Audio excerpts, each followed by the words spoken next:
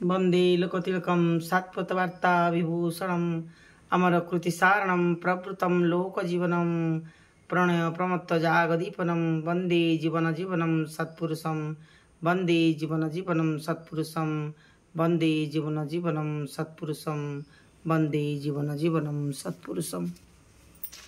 परम प्रेम श्री श्री ठाकुर अनुकूल चंद्र जीवनी पाठ परी करुछु। आमे पूर्वर पढ़ीला श्री श्री ठाकुर बाल्यलीला राजा सजाइबा। एबे बाल्यकाल क्रीड़ाछल अलौकिक दुग्धपान समय समय रे अन्य बालकों को संगरे नहीं निज घरर ताटिक बाटरे छिद्र पथरे निज प्रविष्ट करई दुग्ध पात्र रे दुग्ध शोषी पियाउथिले ओ पिउथिले। पचारिले मिछ कथा न कही समस्त स्वीकार करुथिले। भविष्यत पाई सावधान करिबाकू जाई दिने जननी तांकर गालरे गोटे चापुड़ा मारिले।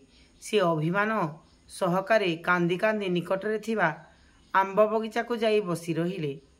किछि क्षण परे केही केही देखिबाकू पाइले जड़े अति सुंदरी सुबेशा शालंकृता ज्योतिर्मयी युवती कोଳରେ बसी बालक दुग्धपान करुछंती। से माने निकटवर्ती हुंते रमणी अदृश्य हेले। बालक हसिबाकू लागिले। जय गुरु जय गुरु।